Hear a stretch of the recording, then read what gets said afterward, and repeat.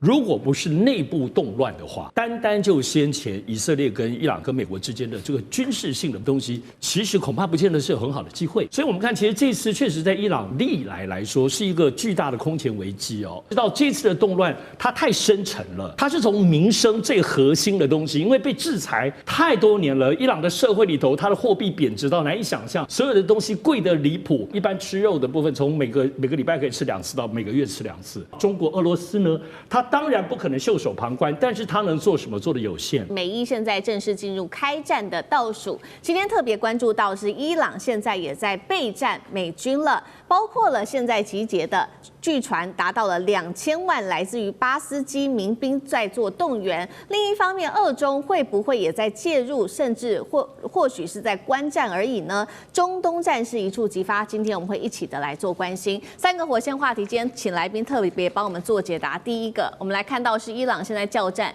要打击可能最终攻击的目标就是美军的基地，而另一方面是真的已经要打起来了吗？因为美国跟澳洲已经在启动撤侨，从伊朗撤出来了。美军现在高度戒备，是否已经站在开战的门口？这是第一个问题。接下来我们来关心到是伊朗现在蓄势待发，准备了包括了2000万的巴斯基民兵，加上2000枚飞弹，蓄势待发。和俄罗斯恐怕在这背后帮忙撑腰吗？伊朗有没有能力可以打击美军跟以色列呢？最后来看到的是，如果真的不幸开战了，双方开战，那么中国跟俄罗斯的角色会是什么呢？会出手相挺吗？还是冷眼旁观？今天就这些议题，我们都会一次的来做全面的解答。赶快来看到这个是来自于伊朗的最高领袖哈米尼放话了，他在社群平台上面特别注意到是以俄语来警告华府，他说你的态度已经严重的失算了，过去美国你就因为误判受挫，未来你也将会因为错误的计划导致你再度的失利。而他这次特别使用俄语，也被专家分析说是在显示伊朗正在快速的向俄罗斯靠拢当中。另一方面，伊朗的国会议员也开始警告美国了，如果你真的敢做军事上面的干预，那么包括你在中东的基地还有船只跟人员都会成为我们伊朗攻击的目标。这是来自于议长的最新说法，他说会让美军遭遇永生难忘的教训。是不是真的已经进入开战倒数了呢？我们从几个迹象来特别做观察。首先来看到美国跟澳洲的领事馆已经开始做示警了，空域随时可能要关闭，所以呢紧急发布了撤侨令。另一方面，白宫现在也发布了一个动员式的一个贴文，大写的字母是写着说：愿上帝保佑我们的军队，愿上帝保佑美国，而我们现在才正要开始，这是第二个迹象。再来看到是五角大厦的披萨指数也现在不断的浮动，甚至是飙升当中。分析指出了，这是在美国在这中东地区的部署。他说，美军在卡达的乌代德空军基地这边已经部署了这一些先进的战机，搭配战舰，随时都会可能对伊朗地区发动空袭。而川普另外一方面，除了在军事上面喊说要介入之外，在经济上的制裁也正式的展开。他说，跟任何有伊朗商业往来的国家将会被课征25%的关税，但是这样子的一个关税也被专家嘲笑说，是不是你川普无计可施，所以只能打出关税战呢？我们也要来看到，伊朗也不是省油的灯。现在美国祭出了各种的军事武器，在做准备的同时，伊朗在军事上面的准备包括了他声称拥有2000万的民兵正在动员，这个是巴斯基准军事组织，准备要来镇压这些抗议的群众，并且把这个矛头也对准了美国跟以色列。另外还准备了2000枚的飞弹。还有就是伊朗的国防部说啊，不只是他们自己内部有足够的武器，甚至现在还传出有量能可以做出口。他说，接下来其他的国家可以透过加密货币来跟他们买武器，而可以买伊朗的武器，包括了伊朗的导弹、伊朗的无人机，还有它的战舰，还有短程防空系统等等。而俄罗斯在这几天也被发现，他不断的往来德黑兰，是否在暗中援助伊朗呢？被拍到他的运输机不断的的在这个德黑兰的附近，被猜测可能就是在提供军事的援助，或者是为最高领袖在撤离上面来做准备吗？我们今天看到伊朗不管在军事、经济、外交上面都已经开始做准备了，而美国另外一方面，除了动武可能接下来的动武之外，制裁也在进行当中，所以节目一开始要特别请教干哥了。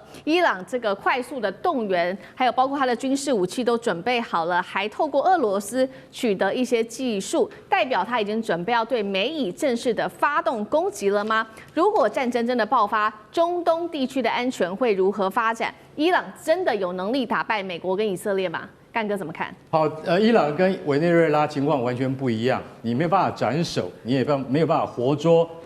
那个哈米尼，为什么？因为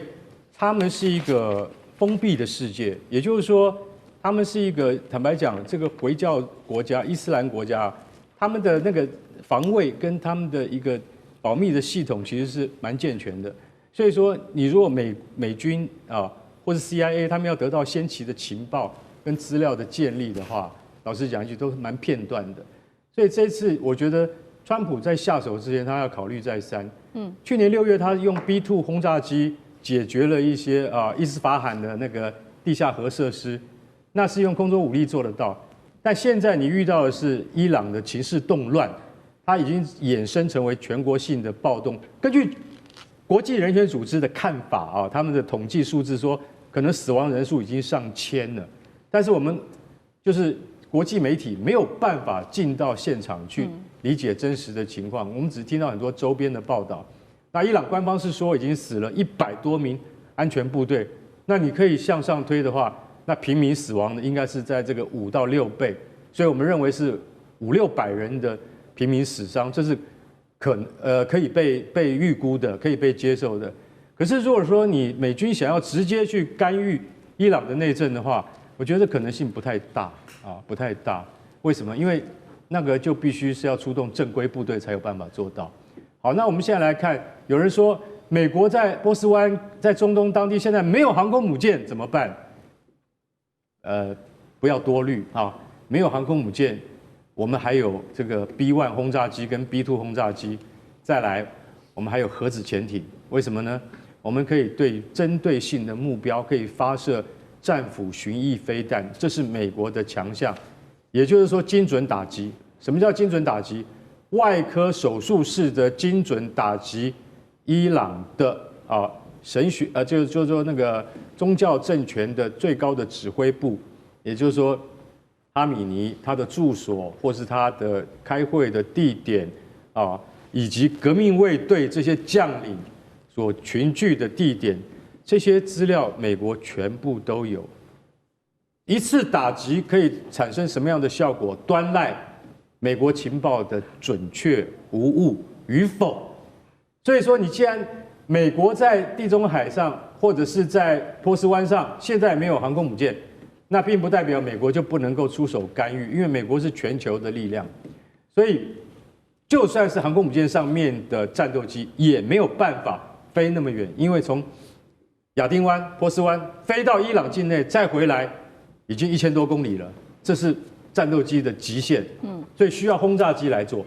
美国最有可能就是出动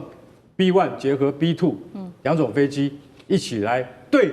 点式的精确打击，这是最有可能的。不然就是在海里面的，你根本找不到它。核子潜艇直接发射战斧巡弋飞弹。那我们现在来看一下伊朗自己本身的防卫力量。伊朗还是跟委内瑞拉一样，它有 S-300，甚至有 S-400，俄罗斯最精锐的防空武器。那但是我们要特别强调一下，伊朗空军可不是三脚猫伊朗空军从巴勒维国王时代就非常有名，大家还记得1980年到1988年的两伊战争，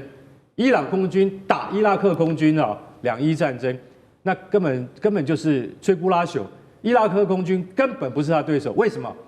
很重要的就是因为伊朗空军在40-50年前是美国人训练的，它是由美国训练的，所以现在它还保有 F-14熊猫战斗机，大家相信吗？就是我们常常看到的《捍卫战士》那部电影里面，伊朗怎么样，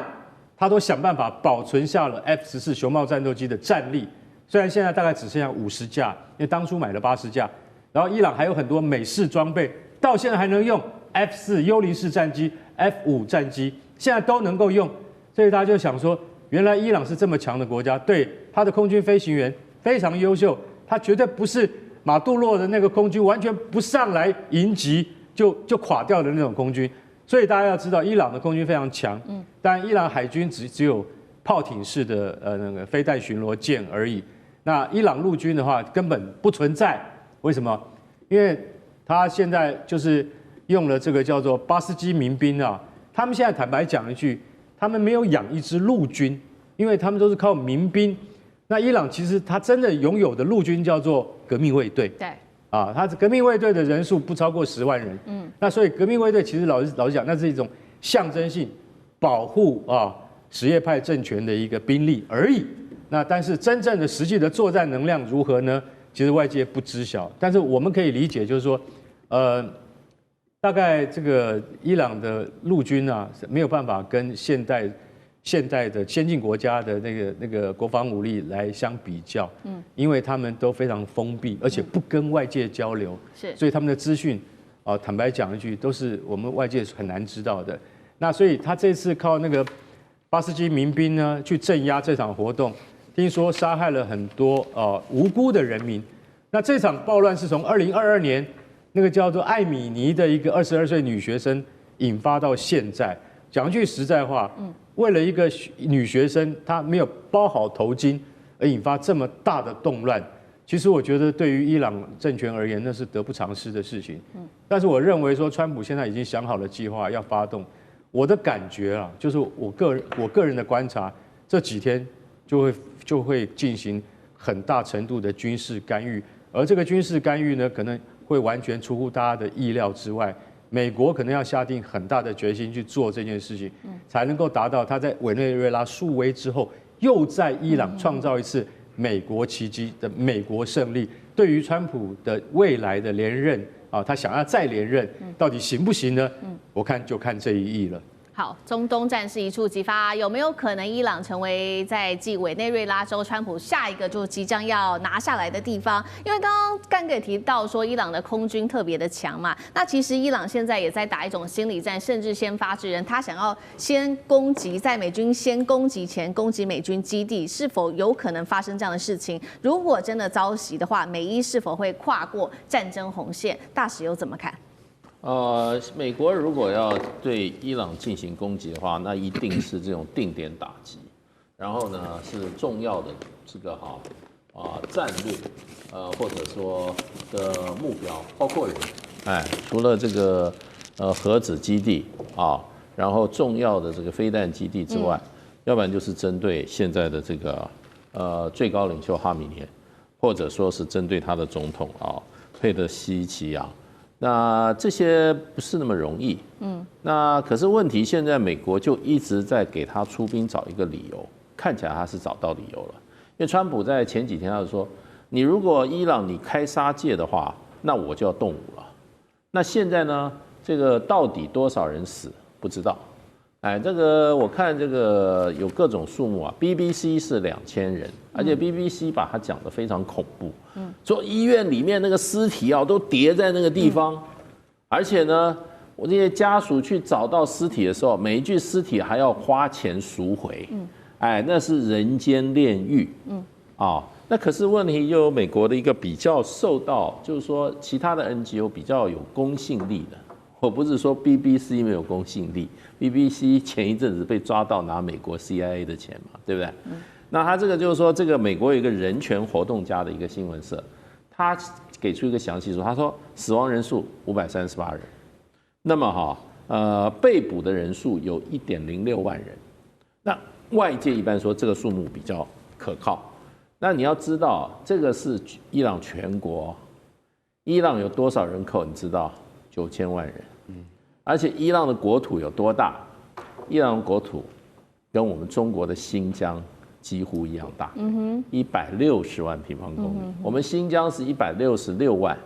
伊朗就160万，是。所以呢，它有30几个省，所以说有一半省份都陷入了动乱有动乱发生。那可是呢，德黑兰最近有人住在德黑兰的这些外国的侨民，现在发回来的消息就是说，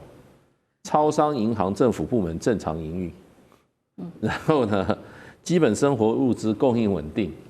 没有大规模抢购的情况。那我也看到大陆这个相关媒体报了德黑兰的街头，还是上班时间街上都是车子。所以一个国家发生动乱，你可以找到点，因为西方的媒体拍出来很多大规模的抗议啊，纵火啊、爆炸啊，对不对？然后拿这个巴勒维时期的国旗拿出来，对，然后还有这个伊朗的国民军，2个国民军把这个巴勒维的国旗在地铁车站展出来，这些在西方的媒体里面，哇，广泛疯传。可是一个问题就是说，它是不是很普遍？不过事实上，伊朗是已经到了一个危机点了，因为1月8号当天，伊朗的这个政府下了一个决定，叫断网。断网，甚至电话通讯都断了以后，看起来整个情势立刻就平稳下来了。那个时候，很多内部的这些在抗议的团体向外界反映说，请你们赶快叫马斯克打开星链计划。对。然后那个也外传星链计划的地面接收器马上运去了3到10万个，可是呢，后来又传出来说，没想到伊朗的这个电战能力那么强，居然把星链计划都把它屏蔽了。所以呢，事实上的话，现在这个情况看起来，伊朗的动乱，起码西方要不然是找不到新证据，要不然是没有消息传出来，看起来好像态势比较平静。不过原因是什么？因为这是一次经济引起的，它缺乏有组织的政治团体，或者宗教团体在后面做长期的支援。所以呢，只能说美国失去了一个出手的机会。那是不是还可以找到机会呢？那伊朗已经强烈反映说，你打我就反击。对。那现在就看川普打不打。是好，如果说川普接下来真的打的话，那接下来中国大陆跟俄罗斯它的角色又是什么？会支援吗？还是袖手旁观？那上这个又怎么看？我讲这次其实之前的动乱当中也查出说有一些枪支火药，那这个部分在伊朗那么严格管制枪支的环境，还有宗教教义的地方，无疑的一定是外来力量，那么也开始要介入，想要浑水摸鱼哦。比如刚刚大使前面所讲的，这可能当然也是前阵子美国或川普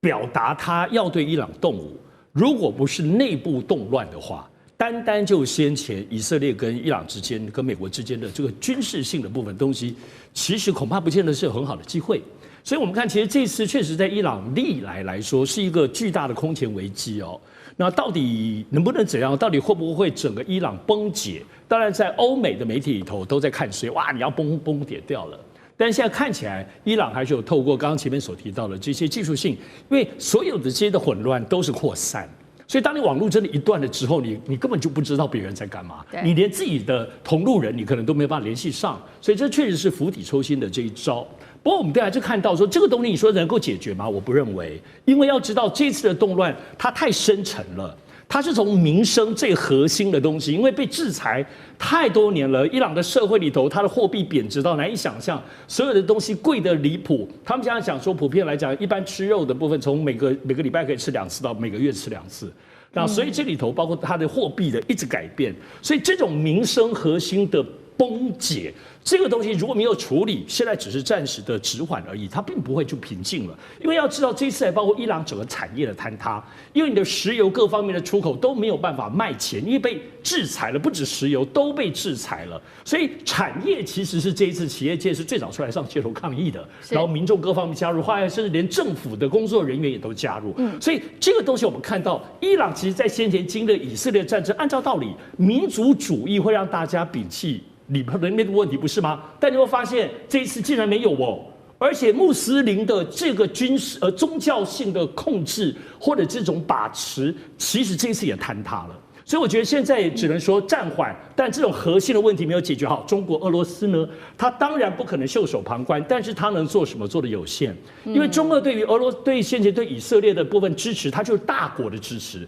政治、军事、经贸的支持，碰不到民生问题啊。相较于过去美国来说，美国就是跟伊朗敌对，它的情报战，它就是深入基层、民间、学生、企业各方面，在里头煽动，那川普现在虽然没有像过去美国之音已经被停掉了，没有办法接申论，可是伊朗已经是自己内部到这样子的地步，所以中国跟俄罗斯这次会感受到，如同委内瑞拉一样，大国友好的合作，通常友好的关系，情报战。做的就不会像美国敌对的关系，情报战做的这么细密，所以支持的程度对于民生社会，中国俄罗斯就碰不到，碰不下去。所以这个部分，我觉得这一次伊朗跟委内瑞拉会对于中国跟俄罗斯整个它的联盟关系，包括情报的核心，我认为一定会重建。好，谢谢尚志哥。接下来我们要来看到的是以伊，难道又要开战了吗？这回以色列联手川普，会不会以色列先来做开火呢？中国大陆帮助伊朗，则是另外一方面传出年产能达到了3000枚的飞弹，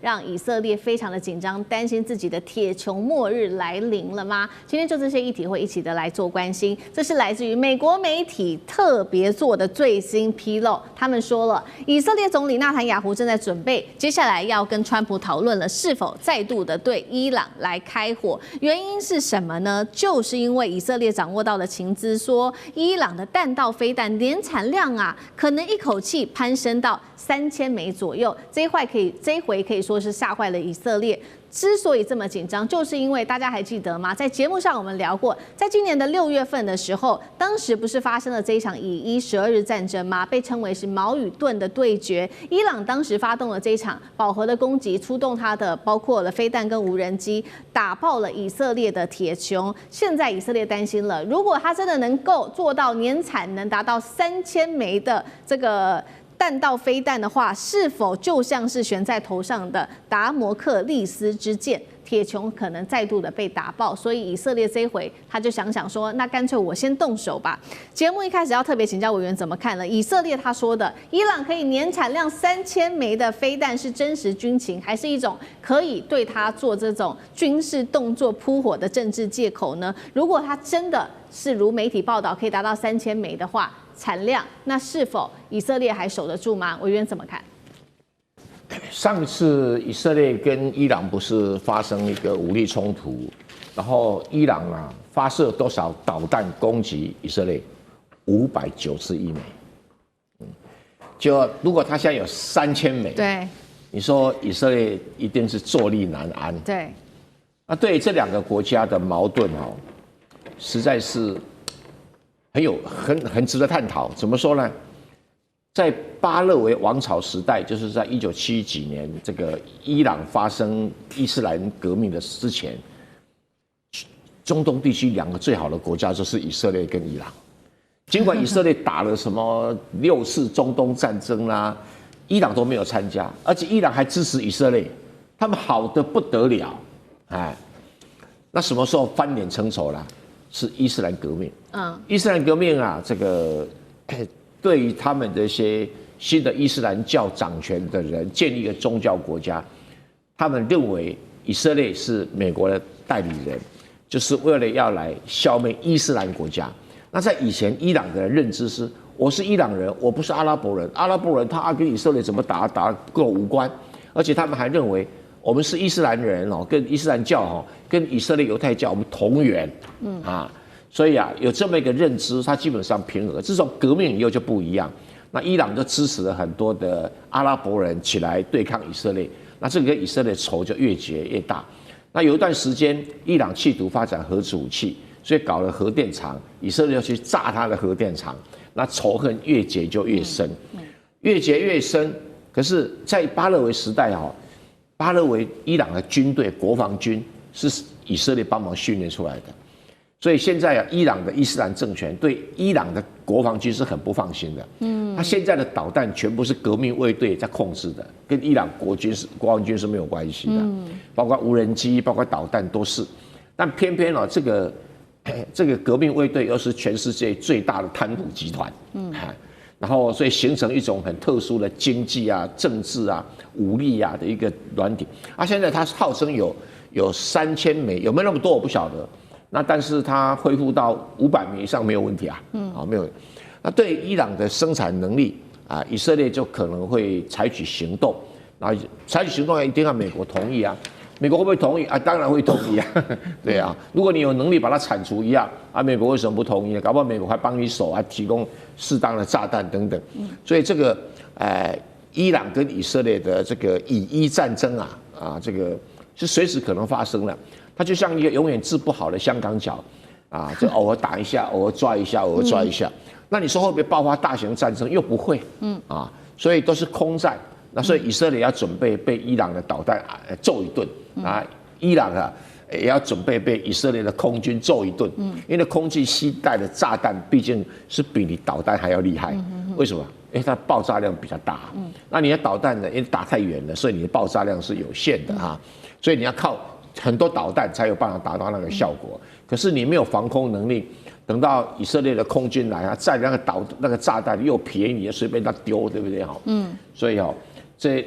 这个问题没有人能够解决啦啊！而且中国、俄罗斯也帮不上伊朗的忙啊！伊朗内部又是一个很投机的，以前中国帮他忙还被他咬一口，什么事都发生过了，所以他只能是自力救济吧。好，以伊战事现在看起来仍然是一触即发。那这当中除了这个以色列担心的部分，就是它飞弹的发展，他们还怀疑是不是背后有人在协助伊朗，那就是中国大陆。他们现在把矛头指向中国大陆。他说呢，这个中国大陆协助伊朗造这个飞弹之外，还有提供卖给他武器。第一个有2个证据，美国的媒体说的。第一个，美国说呢，他的11月份，美军的特战小组当时在印度洋的时候，直接登上了一艘是中国大陆的船舶，扣押了军民两用的关键物资，所以他们就是要打死伊朗的军火重建。第二件事情是9月底的时候，美国国会爆料，中国多次的向伊朗运送它的飞弹推进剂关键原料，这个叫做高氯酸钠。好，这个是在飞弹上面协助伊朗。另一方面，他们也说呢，这个中国大陆还有卖跟这个伊朗呢协助他武器的部件，包括给他红旗9B 的防空系统，还有歼10C 跟歼20等的装备都有可能会给伊朗。那主要就是用石油来做交换。杨老师又怎么看？全世界现在只有美国在制裁伊朗嘛，别的国家没有在制裁伊朗啊。因为伊朗自从在奥巴马时期跟西方，包含俄罗斯、中国大陆签署了核协定之后呢，其实所有的国家都解除对它的制裁了。后来川普一上来之后，又退出这个核协定，可是欧盟、中国都没有退出啊。那但是川普一的时候呢，就针对他们自己的国内法常备管辖，说华为的孟晚舟在香港的企业有跟伊朗做生意，中间有夹有美国技术的这些零组件卖给伊朗，也因此呢，就要求加拿大软禁他1000多天。这个是你美国在制裁伊朗，你美国去打伊朗的所谓的核设施，也没有明确的这个证据，然后美国的政府的情报单位自己显示，其实根本没什么效果。也就是说，伊朗的核计划现在虽然近期有受到 IAEA 就国际原子能总署的一些指控，可是并没有明确的证据指出它在发展核武器。它最多其实是在浓缩铀的层面，而且是在这过程当中很清楚嘛。那是因为跟以色列跟美国之间的这种战争，然后呢飞弹整个过程当中它的一种自保一种战略。那但是很明确，它目前没有核武器，没有别的国家，也没有联合国下令制裁伊朗。为什么我们不能跟伊朗做生意？当然，你说军民两用的东西，这里面是要管制，但是它这个所谓的高氯酸钠，它是做火药，那但是也可以做飞弹。这些层面，你美国要去拦阻，依照你自己美国的法律，你就牵扯到就是你跟这些，比如说跟中国大陆在这个问题上就产生冲突。但中国大陆它也没有内部的法律可以去禁止中国大陆自己的民间企业去接伊朗的这个商业的订单呢？那只要通过它大陆出口的军民管制的这些措施，那都是合法的。所以美国自己常备管辖在做这个东西，然后呢拿这个东西来去指控别的国家，好像在帮助邪恶轴心。其实只有美国自己在联合国通过一个决议，大会通过一个决议，153个国家支持，6个国家放弃，包含以色列。什么决议？要求要保护在加沙地区的联合国的救难人员，结果只有美国反对。是美国站在全世界在加沙问题上的另外一边呢，是美国在帮助以色列去轰炸伊朗。如果从这个角度，美国自己违反就是联合国的宪章，用武力攻击别的国家耶，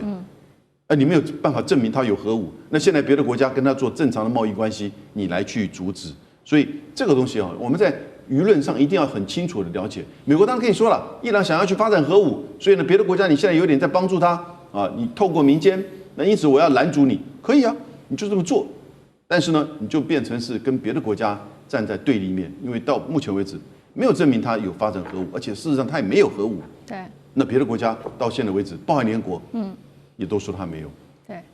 所以我觉得连美国真的是在自圆其说，他自己的常被拐下。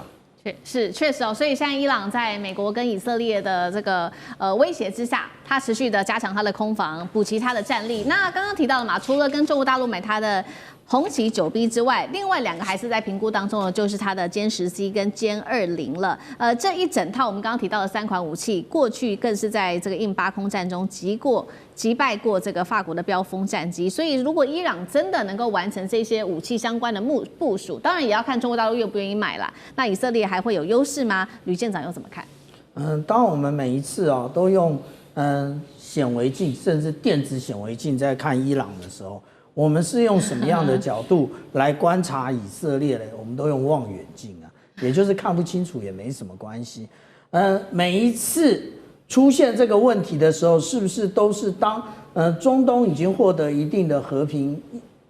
以色列应该要恢复到正常内阁要重新改选的时候，纳坦雅胡这时候就来了。但是呢，我相信现在对于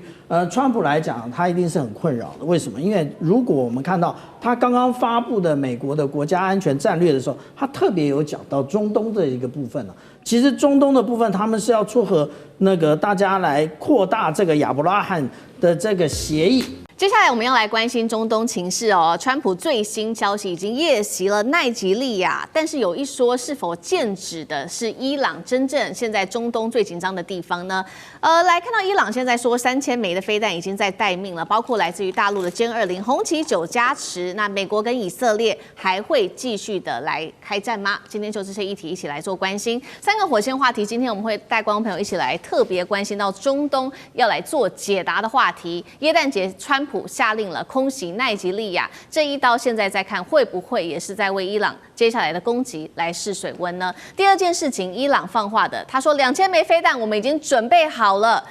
放在特拉维夫这边做试射，再加上呢，他们现在正在修复他们的 S300，还有飞弹，现在说年产量啊，已经开到了3000枚1年了。以色列能够成功把美国拉下水，一起先发制人攻击伊朗吗？这个是第2个问题，我们会一起做解读。最后我们会来关心到的是，大陆会不会提供给伊朗，包括它的歼20、红旗9跟歼14的雷达？如果进入伊朗的话，美军的 B2还能不能想飞就飞，撑得住吗？以色列的 F35还会是中东现在唯一的王牌吗？今天就军事武器，我们也会做一个比较深入的分析。好，明明就是这个耶诞节，大家全世界都在欢庆耶诞节，但是这个时候，川普选择要出征，地点我们来看到，在圣诞节的时候，他下令的是空袭奈及利亚。此次的军事行动，他以打击伊斯兰国 ISIS 为主要的名号。那耶诞节当晚，我们特别要来看到画面。美军军舰发射飞弹，划破夜空，请导播带我们来看。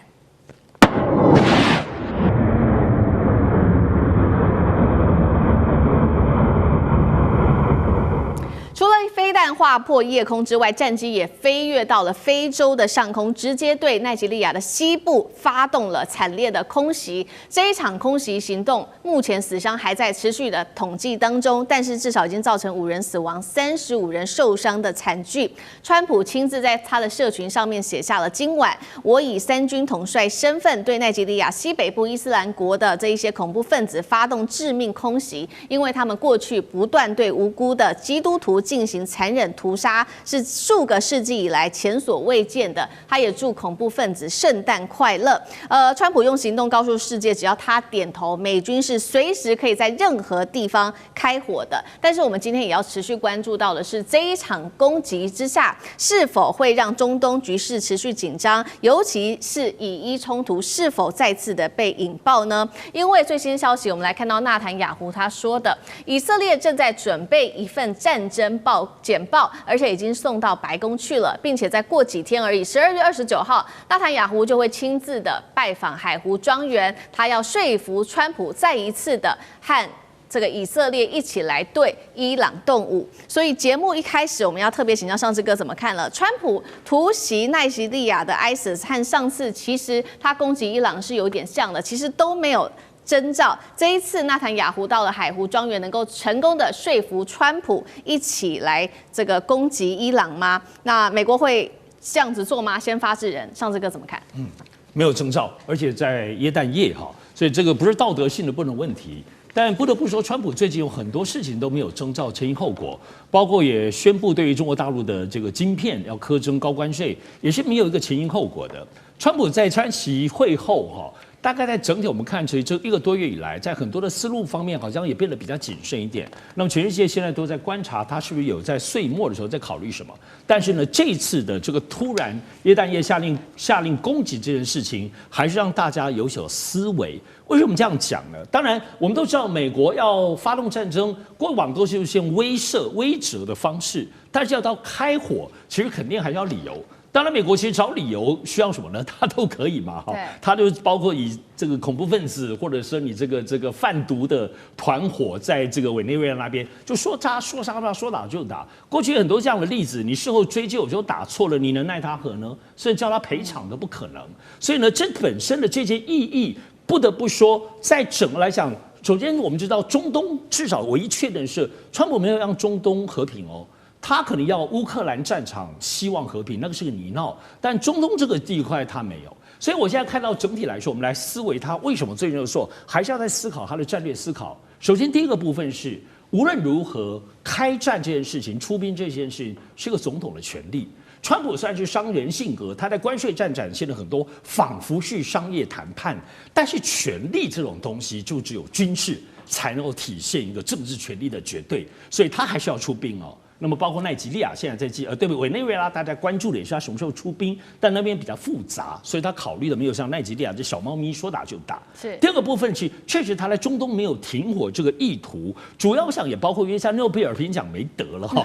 你不能说又得奖，然后说你都没有打过仗，至少人家奥巴马还稍微收敛一点点，人家得了，所以他现在没有得就可能先打，还是有些个人状态哦，这是大家要分析。第三个，我觉得这个都知道，最近其实在美国方面公布了国家安全战略，也公布了中国军力报告，对于美军总体性的跟中国的落差，川普确实需要一个提振的具体的动作，不只是用嘴巴或数字，所以他现在这个部分动作，我相信也会拉抬整个对于美军建军跟接下来的各方面的发展研发，要投出更多的投入的这个部分来讲，确实有个拉动的作用。但第四个，我认为最关键的就是伊朗哈。观察伊朗这件事情，算是声东击西、敲山震虎。对于奈及利亚肯这么做，对于伊朗现在传出跟中国是有一些在军事设备方面的部分的合作来讲，也应该是一个威慑的意义。好，所以美军很有可能真的会帮助以色列来针对伊朗做攻击。那为什么这一次以色列会这么的急？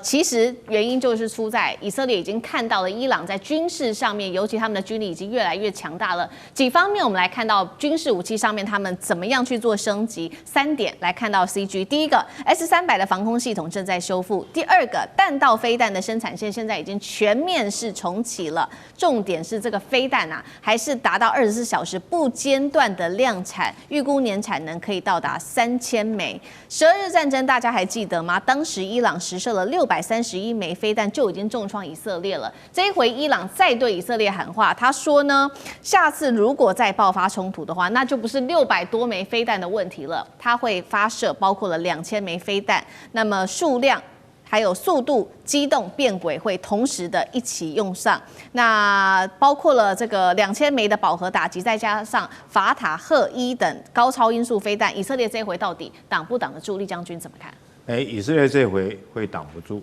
我认为说是，美国一定会协助以色列先发制人，先下手为强，对伊朗来实施攻击。要不然的话，以色列极可能会遭受到灭国之灾。那为什么我讲到这么严重？因为战争的形态已经很明显的改变了。那以色列它整个国家最大的弱点是在它的国土没有什么战略纵深，这是第一个。第二个来讲的话，它四面环敌。第三个来讲的话，他在这边立国之后，跟周边的这些穆斯林国家都没有好好的睦邻相处，反而不断的制造仇恨。尤其像现在加沙走廊的情形来讲的话，它可以说是对周遭的国家不只是这个让他们仇恨而已，根本就是加深他的人道的这种危机。所以那在这个6月份的时候，那12日战争里面，我们看得到。刚开始的时候，以色列可以凭借它的这种防空导弹，所谓的大卫投石或者剑山，甚至铁穹系统，拦截住大部分的伊朗所发射的导弹。但是当战争过了中期以后，我们慢慢发现说，伊朗已经找到诀窍，怎么样来突破这个以色列的防空网，然后精准的命中他所望达到的、所要涉及的这些目标。我们看到以色列几个重要的地标来讲都被达到了，包括他们的机场，包括港口包括到纳坦雅胡自己的别墅都遭受到命中，还有他们的情报中心也被打到。可见的后半期来讲的话，伊朗已经找到方法。当然，由于美国的介入那第二个美国的介入，那能够让这场战争那时候收手。那另外一个会收手的，伊朗那时候会收手，还有一个原因就是它完全没有空防。那以色列这个国家，它最大强大就是在它掌有整个中东地区的制空权，也就是它有 F-35战机，美国提供给它 F-35战机。那伊朗来讲的话，它制空权是完全没有。其实以色列来讲的话，它防空的性能，我们这次已经看到有很多漏洞，包括连胡塞组织都可以很精准的3不5时打中它的国际机场。那如果说是伊朗之后来讲，如果说能够同时这个现在来讲大量的制造这个超高音速导弹，然后提升它的性能，而且可以同时以一次200枚齐射的方式做一个饱和攻击来讲的话，我认为以色列以他现在的防空能力来讲，它是挡不住的，因为它国土没有很深的纵深。我们经常会讲说不对称战争，不对称战争。我觉得伊朗这次对以色列，其实上他用导弹的攻击，而不是用传统的战机或者战车这种传统武器来攻击，它可以说也是一种不对称作战的一种模式。那后续来讲，如果以色列不跟美国联手，先摧毁伊朗的这些生产导弹的这些工厂跟设施来讲的话，那一旦伊朗这个壮大之后，我觉得他要去拦它，那是非常的困难的。好，确实如将军所刚刚帮我们特别提到的，这个伊朗过去缺乏它的制空权，所以可以看到它现在也不断在加强它的空防。除了刚刚特别提到超高音速导弹之外，还包括接下来会有来自于中国大陆更多的支援，不管是在隐形战机啊，或者是其他的导弹，甚至是雷达预警等等。那其实呢，我们看到最新市场传出来的消息，伊朗呢，它已经计划了，接下来会用20亿美元的石油来换来自于大陆的武器支援，3款武器。赶快来看到第一个大陆的歼20隐形战机，第二个红旗9防空系统，最后是歼14预警雷达。等于说不只是买武器，这是买的是一套作战体系，反隐形、防纵深打击。如果在这样子的一个情况之下，美军的 B2 还可能自由进出在伊朗这边吗？以色列的 F-35是不是这一次真的在中东遇到很强劲的对手了？张将军怎么看？我认为伊朗他拿20亿美元买这些相关的武器装备啊，效果有限，因为毕竟伊朗的幅员太广阔，你这20亿大概就是600亿台币，能够买多少？你要买飞机，飞机都很贵的，你能够买几架歼20，你要买这个红旗9B 的地对空的飞弹，你也能买几套？这伊朗那么大，然后另外一个这个歼14的预警雷达，歼14是中国大陆电子科技研究所第14所，所以拿歼14。我说歼14一般来讲都是飞机啊，歼15、歼16、歼20呢，怎么会有歼14的这个预警雷达呢？那个可能是第14的电子研究所专门做雷达，拿这个来命名，所以他对这个名词还蛮陌生的。我认为伊朗出了3个问题，第一个经济问题没办法支撑他的国防需求。因为他要建立很完整的空军，空军很烧钱呐，飞机雷达都是非常贵的。20亿杯水车薪不够，我认为经济没办法。伊朗现在的国民所得，每一个人的 GDP 4200块美金，穷不穷？穷啊！你还有没有这个钱？打仗就是钱了，军备还是钱呢？我认为伊朗经济没办法支撑。第二个，买了这些歼20，还有红旗9，还有这些我们讲的反逆中雷达的这个雷达系统，这个东西你要训练，你训练个飞行员没那么容易的，要很久，要基础训练、高级训练，然后再换装成这个歼20的这方面的飞行训练，也变成一个完训的飞行员，要很耗时间的。然后训练完毕之后，你要不要组合训练？要组合训练，你不能只是单打独斗。现在已经进入系统化跟网状化作战的模式了。你要真的要单打独斗，还真的不行。要搭配预警机，空中预警机能不能发现？我认为这个问题很大哦，没办法发现，然后把这个讯号给歼20，歼20去对这以色列来这个突穿进来的，来这个拦截他的 F-35，或者是美国的 B-2幽灵轰炸机，这个都要组合训练。不是只能单打独斗，是你还有空地配合，空地配合要做，这一经过训练，没有3年5年下不来，所以我认为伊朗想要建制成这一个具有这个空权的这方面的打击力量，我认为还要一段时间。另外我们来看到就是说情报战，打仗打情报，美国的 CIA 中情局跟以色列的情报系统摩萨德两个联合起来，这伊朗怎么部署，可能都被以色列跟美国抓得一清二楚，摸得一清二楚哎。以色列会不会将来会不会先发制人？一定会先发制，一先发制人之后，伊朗就站在劣势。所以在这样来看的话，这个情报系统，我认为在经过这一次以色列跟伊朗的冲突，我认为伊朗是劣势，几乎崩溃，好像里面还有内应。那以色列在这方面占有优势，所以我认为在未战之前的情报战，伊朗在这方面就输了。所以我认为伊朗想要建制成一个很强大的空军的武力，我认为还有一段路要走。关心完南亚的局势，我们带观众朋友持续要来看到另外一个火药库。我们今天会关心几场重要的火药库，包括在南亚国家，再来中东国家。等一下我们也会持续的关注在俄乌。我们现在来看到在中东哦，现在以色列的铁穹这边又再被曝光了，到底出现了什么样子的问题？那另外一方面，伊朗在政治态度上面现在确定向中国大陆靠拢，向习近平投下了投名状。那么以色列叫板以色列说要再战一回。恐怕这个战火又是要一触即发了。我们先来关心到的军事上面的消息，真的是没有最强的盾，只有更狠的矛。这一场以伊之间的战争12天，大家还记得吗？当时记录下了整个铁穹系统崩溃的一个记录。那么伊朗确实在前几波飞弹的命中率，大家观察到从一开始到8%而已，但是一直到这个战事的尾声，这12天战争到最后面的尾声的时候，成功率不断的飙高，一下飙高到16%，最高甚至飙高到37%。现在大家在军事专家做观察，其实也没有所谓的什么黑科技给伊朗使用上，而就是在伊朗它的打法跟它的战法上面有所升级了。特别我们要来关心到的就是它战场版的 A/B 测试，它在战场上面不断的做修正，包括它去研究什么角度射的比较准，什么时间打铁穹是铁穹最忙的，还有哪一些时间点发射是让雷达容易疲乏的。掌握这一些之后，他得到了一个答案，就是要做多点分散、低轨突防跟时段错开的打法。那么确实就在短短的10天之内，把铁穹的这个节点找到了它的死角，那么让伊朗的战术因此大升级。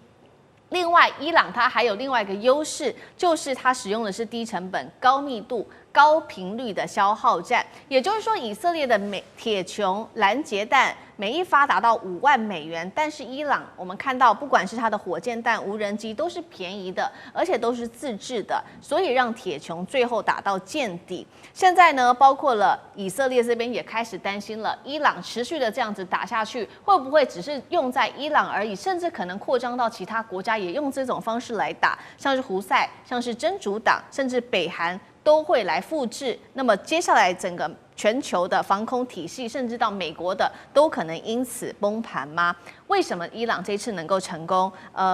商将军怎么看？我认为现在这个只要是要去反弹啊，都是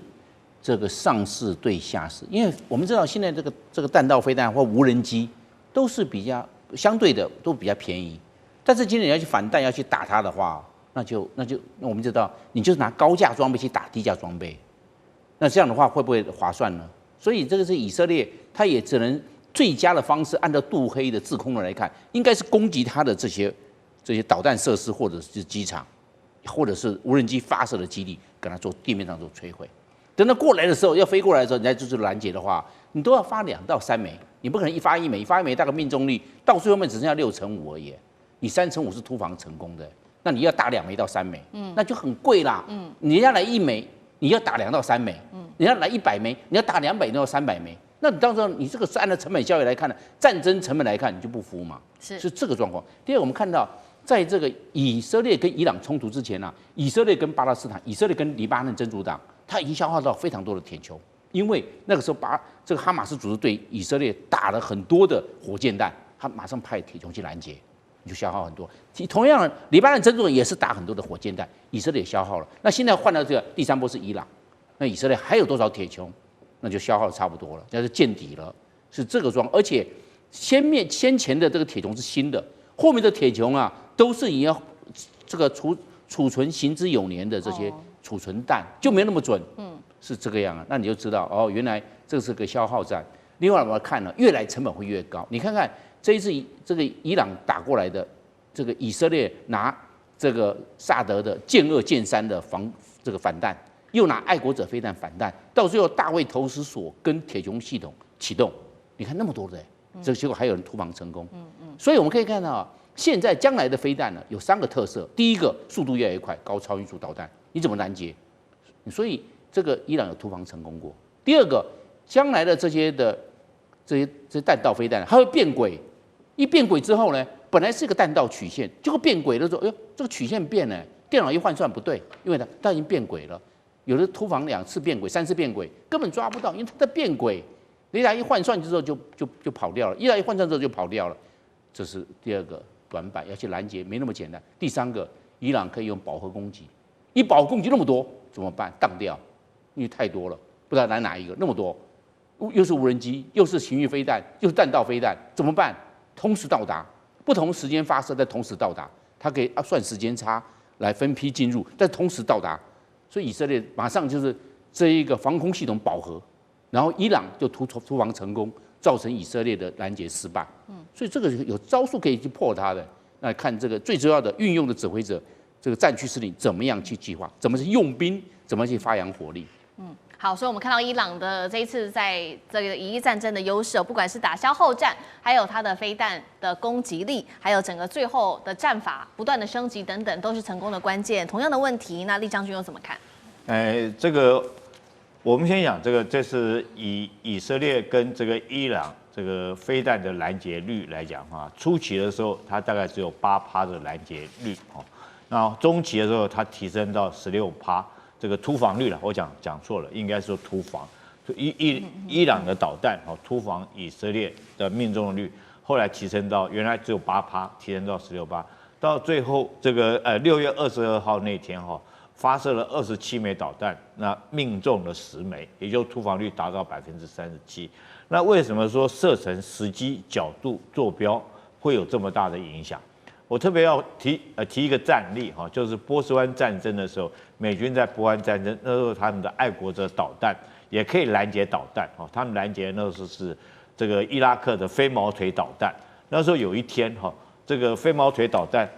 这个射过来的时候，他要打美军的那个基地那个营区，结果飞弹直接命中营区，爱国者飞弹连发射都没有。那时候那个爱国者叫做爱国者2内型。他没有拦截，连发射都没有。后来波音公司就特别去了解，派了很多技术学者去了解，为什么这颗导弹连发射都没有，什么地方坏掉？后来他们检查全部都正常的，都没有故障，只有一个地方错了。什么地方错？因为他们爱国者拦截接收天上的卫星的讯号，那因为它没有适时的变换阵地，所以说它接收卫星信号跟原来那个地方接收讯号是不一样的。地球一直在自转。例如1秒钟转的是467公尺，也就是说你这1秒钟接收到的信号，你如果说是没有变换阵地，那电脑里面可能它就计算错误。后来他们发现说，电脑是发现什么？爱国者的这种拦截系统电脑，他看到飞毛腿，但他计算时间，他认为是昨天的事情，不是今天的事情，